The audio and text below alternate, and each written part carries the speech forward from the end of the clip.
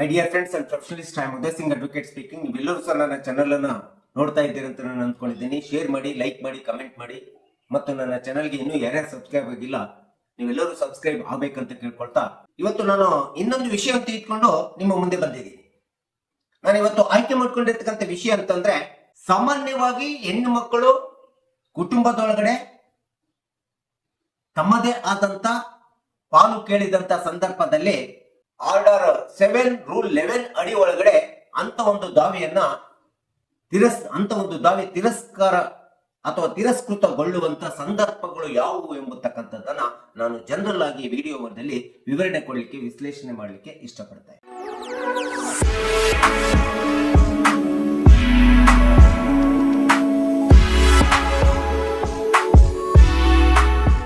ಇವತ್ತಿನ ದಿನಗಳಲ್ಲಿ ಸರ್ವೋಚ್ಚ ನ್ಯಾಯಾಲಯ ಹೆಣ್ಣು ಮಕ್ಕಳಿಗೆ ಕುಟುಂಬದ ಆಸ್ತಿ ಒಳಗಡೆ, ಅದು ಆನ್ಸಿಸ್ಟ್ರಲ್ ಪ್ರಾಪರ್ಟಿ ಇರ್ಬೋದು, ಸೆಲ್ಫ್ ಅಕೌಂಟ್ ಪ್ರಾಪರ್ಟಿ ಇರ್ಬೋದು, ಸಮಾನವಾದಂತ ಹಕ್ಕು ಹೊಂದಿದ್ದಾಳೆ ಹೆಣ್ಣು ಮಗಳು, ಅದು ಅವಳ ಹಕ್ಕಾಗಿದೆ, ಒಪ್ಕೊಳ್ಳೋಣ. ಸೊ ಈ ರೀತಿ ಅವರು ನ್ಯಾಯಾಲಯದೊಳಗಡೆ ಬಂದ್ಬಿಟ್ಟು ತಮ್ಮ ಪಾಲಿನ ಹಕ್ಕಿಗೋಸ್ಕರ ದಾವೆಯನ್ನು ಹೂಡ್ತಕ್ಕಂಥದ್ದು ಇವತ್ತಿನ ದಿನಗಳಲ್ಲಿ ಸಹಜವಾಗಿದೆ. ಅದು ವಿಶೇಷವಾಗಿ ದಿನಾಂಕ ವರ್ಷ 2020 ದಿನಾಂಕ ಆಗಸ್ಟ್ 11ನೇ ದಿನಾಂಕದಂದು ಏನು ಸರ್ವೋಚ್ಚ ನ್ಯಾಯಾಲಯ ಒಂದು ಲ್ಯಾಂಡ್ ಮಾರ್ಕ್ ಜಡ್ಜ್ಮೆಂಟ್ ಅನ್ನು ಕೊಡ್ತು, ವಿನೀತಾ ಶರ್ಮಾ ವರ್ಸಸ್ ರಾಕೇಶ್ ಶರ್ಮಾ ಎಂಬತಕ್ಕಂತ ಒಂದು ಸಿವಿಲ್ ದಾವೆ ಒಳಗಡೆ ಹೆಣ್ಣು ಮಕ್ಕಳಿಗೆ ಸಮಾನವಾದಂತ ಆಸ್ತಿ, ಕೌಟುಂಬಿಕ ಆಸ್ತಿ ಒಳಗಡೆ ಸಮಾನವಾದಂತ ಹಕ್ಕು ಇದೆ, ಸೋದರರ ಜೊತೆಗೆ ಅವಳ ಸಮಾನವಾದಂತ ಹಕ್ಕು ಇದೆ ಅಂತೇಳಿ ಈ ಒಂದು ಲ್ಯಾಂಡ್ ಮಾರ್ಕ್ ಜಡ್ಜ್ಮೆಂಟ್ ಬಂದಾಗಿನಿಂದ ನ್ಯಾಯಾಲಯಗಳಲ್ಲಿ ಹೆಣ್ಣು ಮಕ್ಕಳು ತಮ್ಮದೇ ಆದ ಆಸ್ತಿಯ ಪಾಲನ್ನ ಕೇಳುವಂತ ದಾವೆಗಳು ಅತಿ ಹೆಚ್ಚಾಗಿ ಪ್ರಕರಣಗಳು ದಾಖಲಾಗ್ತಾ ಇರ್ತಕ್ಕಂಥದ್ದು ನಾವಿಲ್ಲಿ ನೋಡ್ತಾ ಇದ್ದೀವಿ. ದಾಖಲಾಗ್ಲಿ ಬೇಡ ಅನ್ನೋದು ಇದು ಅವರ ಹಕ್ಕು, ಅವ್ರು ಕೇಳ್ತಕ್ಕಂಥದ್ದು ಅವರಿಗೆ ಸ್ವತಂತ್ರತೆ ಇದೆ.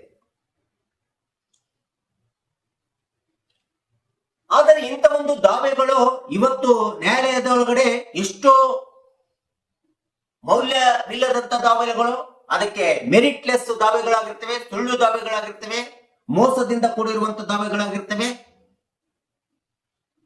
ಮತ್ತು ಎಷ್ಟೋ ಪ್ರಕರಣಗಳಲ್ಲಿ ಕಾನೂನಿನ ಅರಿವು ಗೊತ್ತಿರಲ್ಲ, ಕಾನೂನಿನ ಜ್ಞಾನವಿಲ್ಲದ ಕಾರಣದಿಂದ ಇವತ್ತು ನ್ಯಾಯಾಲಯಗಳಲ್ಲಿ ಹೆಣ್ಣು ಮಕ್ಕಳ ಆಸ್ತಿಯ ಬಗ್ಗೆ ಪ್ರಕರಣಗಳು ದಾಖಲಾಗ್ತಾ ಇರ್ತಕ್ಕಂಥದ್ದು ನಾವು ಕಾಣ್ತಾ ಇದ್ದೀವಿ. ಮೆರಿಟ್ ಇರ್ತಕ್ಕಂಥ ದಾವೆಗಳಿಗೆ ಅವರ ಹಕ್ಕು ಬರ್ತದೆ ಅಂದ್ರೆ ಕಾನೂನುಬದ್ಧವಾಗಿ ಅವರ ಹಕ್ಕು ಕೊಡೋದು, ಅದರಲ್ಲಿ ಎರಡು ಮಾತಿಲ್ಲ. ಆದರೆ ವಿನಾಕಾರಣ ಯಾವುದೇ ಒಂದು ಹಕ್ಕಿನ ಬದ್ಧತೆ ಇಲ್ಲದೆ ವಿನಾಕಾರಣ ತೊಂದರೆ ಕೊಡಬೇಕು ಅಥವಾ ಕಿರುಕುಳ ಕೊಡಬೇಕು ಅಥವಾ ಸುಳ್ಳು ದಾವೆ ಅಥವಾ ಕಾನೂನನ್ನ ಸ್ಪಷ್ಟವಾಗಿ ಗೊತ್ತಾಗ್ಲಾರ್ದಂಗೆ ದಾವೆಯನ್ನ ಹೂಡಿ ಹಕ್ಕವನ್ನ ಪಡೆಯಲಿಕ್ಕೆ ಹೋಗತಕ್ಕಂಥದ್ದೇನಿದೆಯಲ್ಲ, ಇಂಥ ಒಂದು ದಾವೆಗಳನ್ನ ಹೆಣ್ಣು ಮಕ್ಕಳು ಕೇಳುವಂತ ಆಸ್ತಿ ಹಕ್ಕಿನ ದಾವೆಗಳನ್ನ ಸಿಪಿಸಿ ಆರ್ಡರ್ 7 ರೂಲ್ 11 ಅಡಿ ಒಳಗಡೆ ಯಾವ ಸಂದರ್ಭಗಳಲ್ಲಿ ದಾವೆ ತಿರಸ್ಕೃತಗೊಳ್ತದೆ ಎಂಬತಕ್ಕಂಥದ್ದನ್ನ ನಾನು ಸಾಮಾನ್ಯವಾಗಿ ಈ ಒಂದು ವಿಡಿಯೋ ಮೂಲಕ ಹೇಳಲಿಕ್ಕೆ ಇಷ್ಟಪಡ್ತಾ ಇದ್ದೀನಿ. ಸಾಮಾನ್ಯವಾಗಿ ಯಾವ ಸಂದರ್ಭಗಳಲ್ಲಿ ತಿರಸ್ಕೃತಗೊಳ್ಳಬಹುದು, ತಿರಸ್ಕೃತಗೊಳಿಸಬೇಕು ನ್ಯಾಯಾಲಯ ಅಂತ ಹೇಳ್ತಿಲ್ಲ, ಆದ್ರೆ ತಿರಸ್ಕೃತಗೊಳ್ಳುವಂತ ಸಂದರ್ಭಗಳು ಇರ್ತವೆ, ದಾವೆ ವಜಾಗೊಳ್ಳುವಂತ ಸಂದರ್ಭ ಇದೆ ಎಂಬತಕ್ಕಂಥದ್ದನ್ನ ನಾನು ಒಂದಿಷ್ಟು ಹೇಳಲಿಕ್ಕೆ ಇಷ್ಟಪಡ್ತಾ ಇದ್ದೀನಿ. ಮೊಟ್ಟ ಮೊದಲನೇದಾಗಿ 1994ರಲ್ಲಿ ಕರ್ನಾಟಕ ಸರ್ಕಾರ ಹಿಂದೂ ಸಕ್ಸೆಷನ್ ಆಕ್ಟ್ ಗೆ ತಿದ್ದುಪಡಿ ತಂದ್ಬಿಟ್ಟು ಸೆಕ್ಷನ್ 6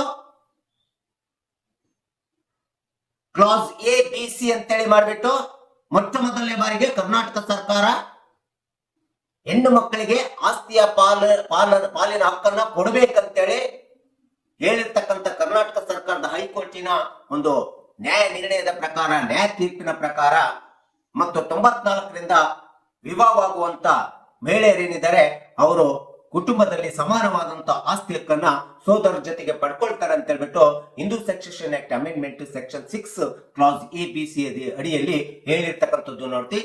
ಈ ಒಂದು ಕರ್ನಾಟಕದ ಹೈಕೋರ್ಟಿನ ತೀರ್ಪಿನ ಪ್ರಕಾರ 1994ರ ತೀರ್ಪಿನ ಪ್ರಕಾರ ಆವಾಗಲೇ ಏನಾದ್ರು ಕುಟುಂಬದೊಳಗಡೆ ಸೋದರರಲ್ಲಿ ಮತ್ತು ಹೆಣ್ಣು ಮಕ್ಕಳರಲ್ಲಿ ಅಥವಾ ಕೌಟುಂಬಿಕ ಆಸ್ತಿ ಒಳಗಡೆ ಮಗಳಾದಂತವಳು ಅಥವಾ ಹೆಣ್ಣು ಮಕ್ಕಳು ಆಸ್ತಿಯ ಭಾಗವನ್ನು ಪಡೆದಿದ್ದರೆ ಮತ್ತೆ ಆಸ್ತಿ ಕೇಳಲಿಕ್ಕೆ, ಆಸ್ತಿ ದಾವೆಯನ್ನು ಹೂಡ್ಲಿಕ್ಕೆ ಅವರಿಗೆ ಹಕ್ಕು ಇರುವುದಿಲ್ಲ. ಇದು ಇಂಥ ಒಂದು ಸಂದರ್ಭದಲ್ಲಿ ದಾವೆ ಹೂಡಿದರೆ ಅವರ ಪ್ಲೇಂಟ್ ಏನಿದೆಯಲ್ಲ, ಪ್ಲೀಡಿಂಗ್ಸ್ ಮತ್ತು ಪ್ಲೇಂಟ್ ಅನ್ನ ಆರ್ಡರ್ 7 ರೂಲ್ 11 ಅಡಿಯಲ್ಲಿ ಮಾನ್ಯ ನ್ಯಾಯಾಲಯ ತಿರಸ್ಕೃತಗೊಳಿಸುವಂತ ಸಂಭವ ಇರ್ತದೆ. ಇದು ಮೊಟ್ಟ ಮೊದಲನೇದು.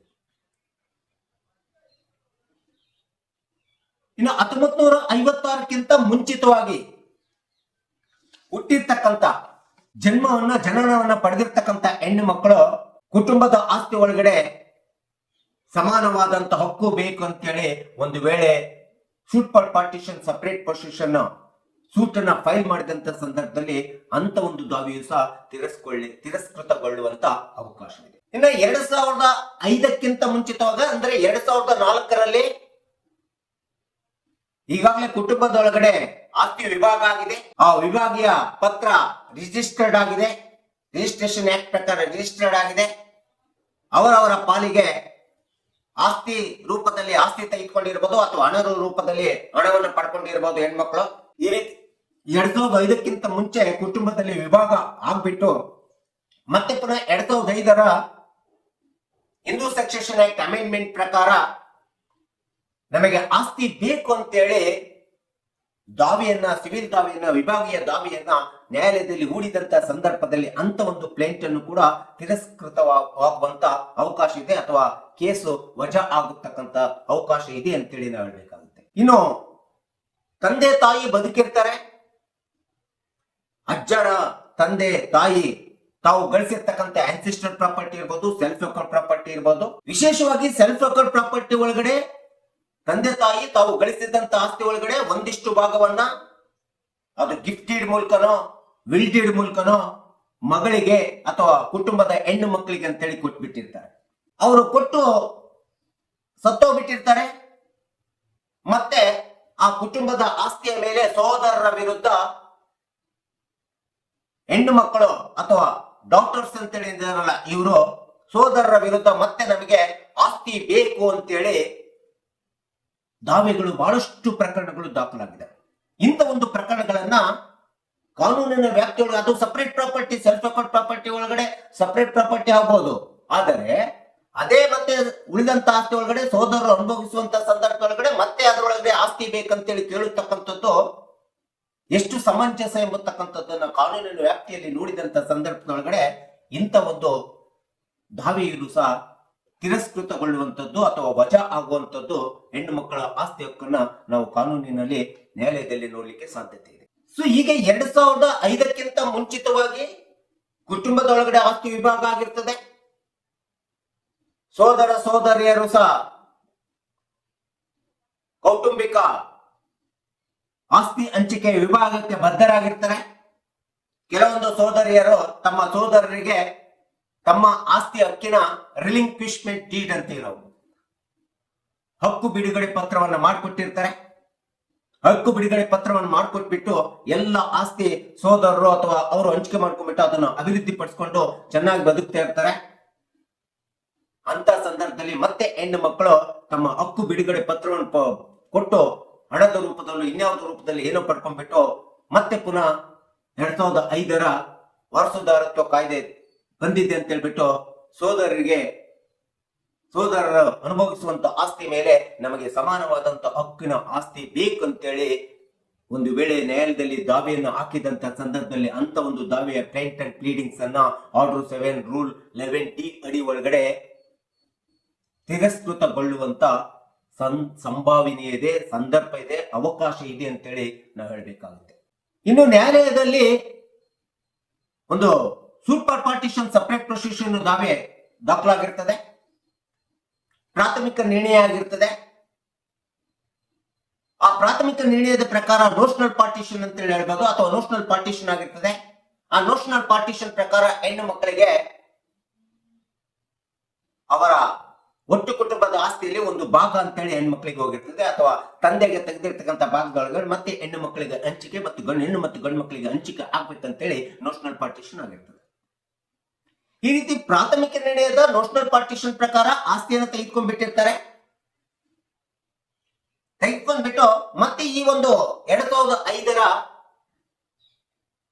ವಾರಸುದಾರ ಕಾಯ್ದೆಗೆ ಉತ್ತರಾಧಿಕಾರತ್ವ ಕಾಯ್ದೆ ತಿದ್ದುಪಡಿ ಪ್ರಕಾರ ಸೋದರರ ವಿರುದ್ಧವಾಗಿ ನಮಗೆ ಸರಿಯಾಗಿ ಆಸ್ತಿ ಹಂಚಿಕೆ ಆಗಿಲ್ಲ, ನಮಗೆ ಸಮಾನವಾದಂತ ಆಸ್ತಿ ಹಂಚಿಕೆ ಬೇಕು, ನಮಗೆ ಸಮಾನವಾದಂತ ಹಕ್ಕು ಬೇಕು, ಆಸ್ತಿ ಹಕ್ಕು ನಮಗೆ ಬೇಕಂತೇಳಿ ಮತ್ತೆ ಪಾರ್ಟಿಷನ್ ಶೂಟು ಹೆಣ್ಮಕ್ಳು ತಮ್ಮ ಆಸ್ತಿ ಹಕ್ಕಿನಲ್ಲಿ ಹಾಕುತ್ತಕ್ಕಂಥದ್ದು, ದಾಖಲೆ ಮಾಡತಕ್ಕಂಥದ್ದು ಇವತ್ತು ಪ್ರಕರಣಗಳು ಹೆಚ್ಚಾಗ್ತಿದ್ದಾವೆ. ಇಂಥ ಒಂದು ದಾವೆಗಳು, ಇಂಥ ದಾವೆಯ ಪ್ಲೇಂಟ್ ಮತ್ತು ಪ್ಲೇಡಿಂಗ್ಸ್ ಅನ್ನು ಕೂಡ ವಜಾಗೊಳಿಸುವಂತದ್ದು, ತಿರಸ್ಕೃತಗೊಳ್ಳುವಂತ ಸಂಭವ ಇರ್ತದೆ. ಪ್ರಾಥಮಿಕ ನಿರ್ಣಯದ ನಂತರ FDP ಆಗಿರ್ತದೆ, FDP ಆಗಿ ನೋಷನಲ್ ಪಾರ್ಟಿಷನ್ ಆಗ್ಬಿಟ್ಟಿರ್ತದೆ, ಮತ್ತೆ ಸಮಾನ ಆಸ್ತಿ ಬೇಕಂತೇಳಿ ದಾವೆ ಹಾಕಿದರೆ ಅದು ತಿರಸ್ಕೃತಗೊಳ್ಳುತ್ತದೆ. ಇನ್ನು ಕೌಟುಂಬಿಕ ಆಸ್ತಿಯ ವಿಭಾಗ ಮಾಡಿಕೊಳ್ಳುವಂತ ಸಂದರ್ಭದಲ್ಲಿ, ಹಂಚಿಕೆ ಮಾಡಿಕೊಳ್ಳುವಂತ ಸಂದರ್ಭದಲ್ಲಿ ಕೆಲವೊಂದು ಸಂದರ್ಭದಲ್ಲಿ ನ್ಯಾಯಾಲಯದೊಳಗಡೆ ಬಂದ್ಬಿಟ್ಟು CPC ಆರ್ಡರ್ 23 ರೂಲ್ 3 ಪ್ರಕಾರ ಒಂದು ಕಾಂಪ್ರಮೈಸ್ ಡಿಕ್ಲರೇಷನ್ ಡಿಗ್ರಿಯನ್ನು ಮಾಡ್ಕೊಳ್ತಾರೆ. ಕಾಂಪ್ರಮೈಸ್ ಡಿಕ್ಲರೇಷನ್ ಡಿಗ್ರಿ ಮಾಡ್ಕೊಂಡ್ಬಿಟ್ಟು ಅದ್ರ ಪ್ರಕಾರ ಆಸ್ತಿ ಅಂತ ತೆಗೆದುಕೊಂಡ್ಬಿಟ್ಟು ಮತ್ತೆ ಆ ಕಾಂಪ್ರಮೈಸ್ ಡಿಕ್ಲರೇಷನ್ ಡಿಗ್ರಿಯನ್ನ ಮತ್ತೆ ಚಾಲೆಂಜ್ ಮಾಡ್ಲಿಕ್ಕೆ ಅಪೀಲ್ ಹೋಗ್ತಾರೆ. ಇಲ್ಲಿ ನನಗೆ ಮೋಸ ಆಗಿದೆ, ನನಗೆ ಇದಾಗಿದೆ, ಅದಾಗಿದೆ ಅಂತ ಹೇಳ್ಬಿಟ್ಟು ಮತ್ತೆ ಅಪೀಲ್ ಹೋಗಿ ಮತ್ತೆ ಆಸ್ತಿಯಲ್ಲಿ ಹಕ್ಕನ್ನ ಕೇಳುವಂತ ಈ ಒಂದು ಡಿಗ್ರಿಯನ್ನ ಚಾಲೆಂಜ್ ಮಾಡತಕ್ಕಂಥದ್ದು ಏನಿದೆ, ಆ ಒಂದು ಚಾಲೆಂಜ್ ಮಾಡಿದಂತ ಸಂದರ್ಭದಲ್ಲೂ ಸಹ ಮಾನ್ಯ ನ್ಯಾಯಾಲಯ ಅಂತ ಒಂದು ದಾವೆಯನ್ನ, ಅಂತ ಒಂದು ಪ್ಲೇಂಟ್ ಮತ್ತು ಪ್ಲೀಡಿಂಗ್ಸ್ ಅನ್ನ ತಿರಸ್ಕೃತಗೊಳ್ಳುವಂತದ್ದು ನಾವು ಕಾಣ್ತಾ ಇದ್ದೀವಿ, ತಿರಸ್ಕೃತಗೊಳಿಸುವಂತದ್ದನ್ನ ನಾವು ಕಾಣ್ತಾ ಇದ್ದೀವಿ. ಇನ್ನು ಕುಟುಂಬದಲ್ಲಿ ಮೆಮೊರಾಂಡಮ್ ಆಫ್ ಪಾರ್ಟಿಷನ್ ಡೀಡ್ ಅಂತೇಳಿ ಮಾಡ್ಕೊಳ್ತಾರೆ. ಕೌಟುಂಬಿಕ ಆಸ್ತಿಯ ಹಂಚಿಕೆ ನೆನಪಿನ ವಚನ ಪತ್ರ ಅಂತೇಳಿ ಮಾಡ್ಕೊಳ್ತಾರೆ. ಈ ರೀತಿ ವಚನ ಪತ್ರ ಮಾಡ್ಕೊಂಡು ಅದಕ್ಕೆ ಬದ್ಧರಾಗಿರ್ಬೇಕಾಗುತ್ತೆ. ಆ ಒಂದು ಮೆಮೊರಾಂಡಮ್ ಆಫ್ ಪಾರ್ಟಿಷನ್ ಡೀಡ್ ಕೌಟುಂಬಿಕ ಅರೇಂಜ್ಮೆಂಟ್ ಅಂತ ಹೇಳ್ತೀವಿ. ಕುಟುಂಬದ ಅರೇಂಜ್ಮೆಂಟ್ ಗೆ ಬದ್ಧರಾಗಿರದೆ ಮತ್ತೆ ಅದಕ್ಕೆ ತದ್ವಿರುದ್ಧವಾಗಿ ನಡೆದುಬಿಟ್ಟು ಕುಟುಂಬದಲ್ಲಿ ನ್ಯಾಯಾಲಯಕ್ಕೆ ಬಂದು ತಮ್ಮದೇ ಆದಂತಹ ವಿಭಾಗೀಯ ದಾವೆಯನ್ನು ಹಾಕ್ಬಿಟ್ಟು ತಮ್ಮ ಆಸ್ತಿಯ ಹಕ್ಕನ್ನ ಕೇಳುವಂತದ್ದೇನಿದೆ, ಇವತ್ತಿನ ದಿನಗಳಲ್ಲಿ ಸರ್ವೋಚ್ಚ ನ್ಯಾಯಾಲಯ ಇದಕ್ಕೂ ಸಹ ತನ್ನದೇ ಆದಂತ ತೀರ್ಪನ್ನು ಕೊಟ್ಟಿದೆ. ಯಾವುದೇ ಕೌಟುಂಬಿಕ ಅರೇಂಜ್ಮೆಂಟ್ ಇದ್ರೆ ಅದಕ್ಕೆ ಬದ್ಧರಾಗಿರ್ಬೇಕು. ಒಂದು ವೇಳೆ ಬದ್ಧರಾಗಿಲ್ಲದೆ ಅದನ್ನ ಚಾಲೆಂಜ್ ಮಾಡಿದ್ರೆ ಅಂತ ಒಂದು ಪ್ಲೇಂಟ್ ಅಂಡ್ ಪ್ಲೇಡಿಂಗ್ಸ್ ಅನ್ನ ರಿಜೆಕ್ಟ್ ಮಾಡಬಹುದು ಅಂತೇಳಿ ಸುಪ್ರೀಂ ಕೋರ್ಟ್ ಸಹ ಹೇಳಿರ್ತಕ್ಕಂಥದ್ದು ನಾವು ನೋಡ್ತಾ ಇದ್ದೀವಿ. ಇನ್ನು ಅಜ್ಜ, ಅಜ್ಜಿ, ತಂದೆ, ತಾಯಿ ದುಡ್ದಿರ್ತಕ್ಕಂಥ ಯಾವುದೇ ಆಸ್ತಿ ಒಳಗಡೆ ಹೆಣ್ಣು ಮಕ್ಕಳಿಗೆ ಅಂತೇಳಿ ಭಾಗಶಃ ಆಸ್ತಿಯನ್ನ ತಂದೆ ತಾಯಿನೇ ಹಂಚಿಕೆ ಮಾಡಿ ಕೊಟ್ಬಿಟ್ಟಿರ್ತಾರೆ. ಆ ಭಾಗಶಃ ಆಸ್ತಿಯನ್ನು ತೆಗೆದುಕೊಂಡು ಅದನ್ನು ಅನುಭವಿಸುವುದರ ಜೊತೆಗೆ ಈಗ ಹೊಸದಾಗಿ ತಿದ್ದುಪಡಿಯಾಗಿ ಬಂದಿರತಕ್ಕಂತ ಹೆಣ್ಣು ಮಕ್ಕಳ ಆಸ್ತಿಯ ಹಕ್ಕು ವಿನೀತಾ ವರ್ಸಸ್ ರಾಕೇಶ್ ಶರ್ಮಾ ಒಂದು ಸರ್ವೋಚ್ಚ ನ್ಯಾಯಾಲಯದ ಲ್ಯಾಂಡ್ ಮಾರ್ಕ್ ನ ತೀರ್ಪನ್ನ ಒಂದು ನೆಪವನ್ನ ಇಟ್ಕೊಂಡ್ಬಿಟ್ಟು ಮತ್ತೆ ಸೋದರರ ವಿರುದ್ಧ ನಮಗೆ ಸಮಾನವಾದಂತ ಆಸ್ತಿ ಹಕ್ಕು ಬೇಕಂತೇಳಿ ಪಾರ್ಟಿಷನ್ ಶೂಟ್ ಅನ್ನ ಆಗ್ತಾ ಇರ್ತಕ್ಕಂಥದ್ದು ಇವತ್ತು ನ್ಯಾಯಾಲಯಗಳಲ್ಲಿ ನಾವು ನೋಡ್ತಾ ಇದ್ದೀವಿ. ಇಂಥ ಒಂದು ವಿಭಾಗ ದಾವೆ ಸಹ ತಿರಸ್ಕೃತಗೊಳ್ಳುತ್ತಕ್ಕಂಥದ್ದು ಅಥವಾ ವಜಾಗೊಳ್ಳುವಂಥದ್ದು ಸಂದರ್ಭ CPC 1908 ಆರ್ಡರ್ 7 ರೂಲ್ 11 ಅಡಿ ಒಳಗಡೆ ಬರ್ತಕ್ಕಂಥದ್ದನ್ನ ನಾವಿಲ್ಲಿ ಸ್ಪಷ್ಟವಾಗಿ ಕಾಣಬಹುದಾಗಿದೆ. ಸೊ ಈ ಎಲ್ಲ ಸಾಮಾನ್ಯ ಸಂದರ್ಭಗಳು ನಾನು ವಿಶ್ಲೇಷಣೆ ಮಾಡಿರ್ತಕ್ಕಂಥದ್ದು ಸಾಮಾನ್ಯ ಸಂದರ್ಭಗಳು. ಇದು ಕಾನೂನುಬದ್ಧವಾಗಿ ಅಂತಿಮವಾದಂತ ನಿರ್ಣಯವನ್ನು ತೆಗೆದುಕೊಳ್ಳತಕ್ಕಂಥದ್ದು ವಿಶೇಷವಾಗಿ ನ್ಯಾಯಾಲಯಕ್ಕಿದೆ ಮತ್ತು ನ್ಯಾಯಾಧೀಶರಿಗಿದೆ. ಆದ್ರೆ ನಾವು ಸಾಮಾನ್ಯವಾಗಿ ಕಾನೂನನ್ನು ಅರಿತುಕೊಂಡಾಗ ಕಾನೂನನ್ನು ನೋಡಿದಂತ ಸಂದರ್ಭದೊಳಗಡೆ ಈ ಮೇಲಿನ ಎಲ್ಲಾ ಸಂದರ್ಭಗಳಲ್ಲೂ ಸಹ ಹೆಣ್ಣು ಮಕ್ಕಳು ತಮ್ಮ ಆಸ್ತಿಯ ಹಕ್ಕಿನ ಬಗ್ಗೆ ಕುಟುಂಬದೊಳಗಡೆ ಸೋದರರ ವಿರುದ್ಧ ನಮಗೆ ಸಮಾನ ಆಸ್ತಿಯ ಹಕ್ಕು ಬೇಕಂತೇಳಿ ಆಸ್ತಿಯನ್ನು ತೆಗೆದುಕೊಂಡ್ಬಿಟ್ಟು ಅದರ ಪೂರ್ವಕವಾಗಿ ಬೇರೆ ಯಾವುದೇ ರೂಪದಲ್ಲಿ ಹಣವನ್ನು ಇನ್ಯಾವುದನ್ನ ಪಡ್ಕೊಂಡ್ಬಿಟ್ಟು ಮತ್ತೆ ಪುನಃ ವಿಭಾಗ ದಾವೆಯನ್ನ ನ್ಯಾಯಾಲಯದಲ್ಲಿ ಪ್ರಕರಣ ಹಾಕತಕ್ಕಂಥದ್ದೇನಿದೆಯಲ್ಲ, ಇದು ಕಾನೂನಿನ ಅಡಿ ಒಳಗಡೆ ದಾವೆ ಪ್ಲೇಂಟು ಅಥವಾ ಅವರ ಪ್ಲೀಡಿಂಗ್ಸು ತಿರಸ್ಕೃತಗೊಳ್ಳಿಕ್ಕೆ ಸಾಧ್ಯತೆ ಇದೆ. ಸೊ ಹೀಗಾಗಿ ಈ ಎಲ್ಲ ಸಂದರ್ಭಗಳಲ್ಲೂ ಸಹ ಹೆಣ್ಣು ಮಕ್ಕಳ ಆಸ್ತಿಯ ವಿಭಾಗ ದಾವೆಯ ಹಕ್ಕು ತಿರಸ್ಕೃತಗೊಳ್ಳುತ್ತದೆ ಅಂತೇಳಿ ನನ್ನ ಒಂದು ಸಾಮಾನ್ಯ ಕಾನೂನಿನ ಜ್ಞಾನದ ಪ್ರಕಾರ ಈ ಎಲ್ಲ ಅಂಶಗಳನ್ನ ಈ ವಿಡಿಯೋ ಮೂಲಕ ನಿಮ್ಮ ಮುಂದೆ ನಾನು ಇಟ್ಟಿದ್ದೇನೆ.